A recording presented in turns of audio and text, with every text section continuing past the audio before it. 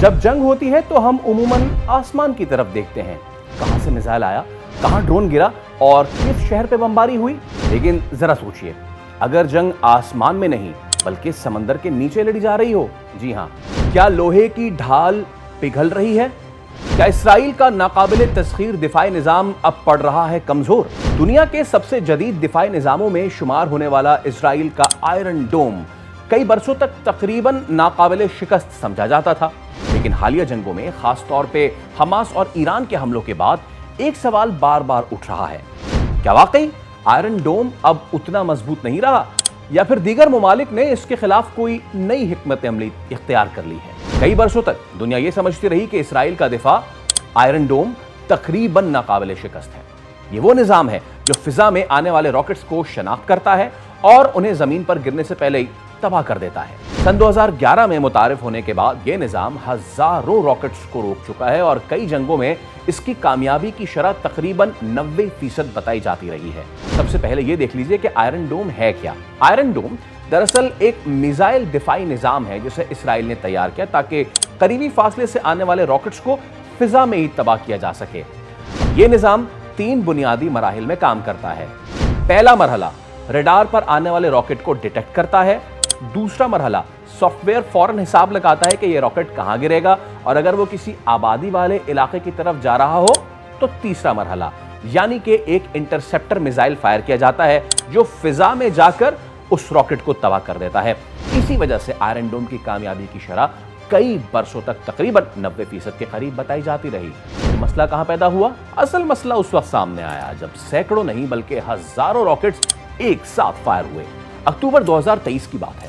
Hamas نے اسرائیل کی طرف ہزاروں راکٹس داغے۔ ابتدائی اندازوں کے مطابق صرف پہلے چند گھنٹوں میں ہی 1000 سے زائد راکٹس فائر کیے گئے۔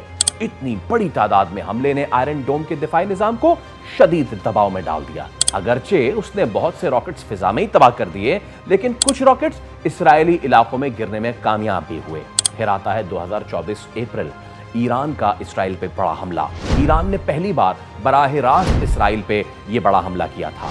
اس حملے میں تقریباً 300 سے زائد ہتھیار استعمال کیے گئے تھے۔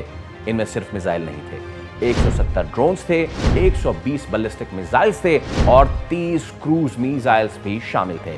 اسرائیل اور اس کے اتحادیوں نے ان میں سے تقریباً 99% حملوں کو روک لیا تھا۔ اس کے باوجود چند میزائل اسرائیلی حدود میں گرنے میں کامیاب بھی ہوئے تھے اور بعض فوجی تنصیبات کو نقصان بھی پہنچا تھا۔ یہ واقعہ ایک اہم حقیقت کی یاد دہانی تھا کہ دنیا کا کوئی بھی دفاعی نظام مکمل طور پر ناقابل شکست نہیں ہوتا، اور یہیں سے شروع ہوتی ہے وہ کہانی جو اب ہم آپ کو بتانے جا رہے ہیں۔ آئرن ڈوم کی جہاں طاقت ہے وہیں اس کی کمزوری بھی ہے۔ سب سے بڑی طاقت تو یہ کہ یہ ٹیکنالوجی پہ مبنی ہے۔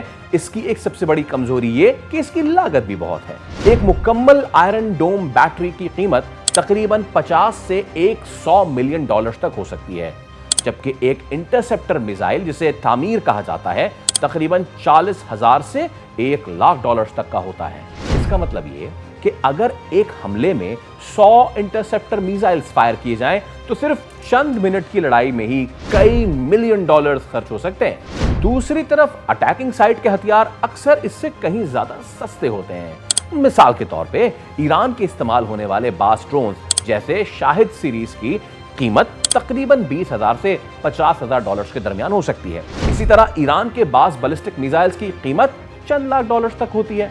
معاشی جنگ، جی ہاں، یہی وجہ ہے کہ جدید جنگ میں ایک دلچسپ معاشی مسئلہ پیدا ہوتا جا رہا ہے، یعنی سستے ہتھیاروں سے مہنگے دفاع کو تھکا دینے کی حکمت عملی۔ اگر 20,000 ڈالرز کا ڈرون فائر کیا جائے اور اسے روکنے کے لیے 3 یا 4 ملین ڈالرز کا میزائل استعمال کرنا پڑے تو وقت کے ساتھ ساتھ دفاعی نظام پر مالی دباؤ بڑھنے لگتا ہے۔ اسی حکمت عملی کو فوجی ماہرین سیچوریشن اٹیک کہتے ہیں، جس میں بیک وقت بہت بڑی تعداد میں راکٹس یا ڈرونز فائر کیے جاتے ہیں تاکہ دفاعی نظام کو اوورویلم کیا جا سکے۔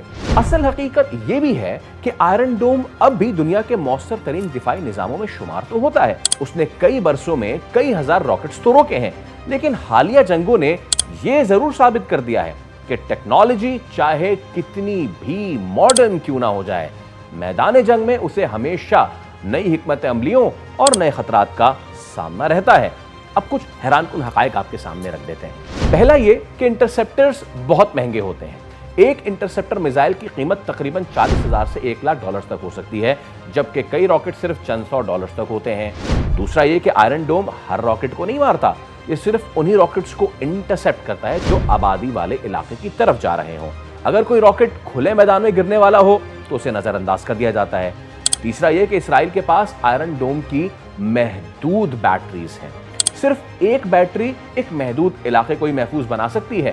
چوتھا یہ کہ آئرن ڈوم دراصل اسرائیل کے بڑے دفاعی نظام کا ایک حصہ ہے، اس کے ساتھ دوسرے نظام بھی کام کرتے ہیں جیسے کہ ڈیوڈ سلنگ اور ایرو 3۔ اور پانچواں اہم نقطہ یہ کہ سیچوریشن اٹیک کسی بھی دفاعی نظام کے لیے سب سے بڑا خطرہ ہوتا ہے۔ سبسکرائب کریں اور بیل دبائیں تاکہ کوئی خبر رہ نہ جائے۔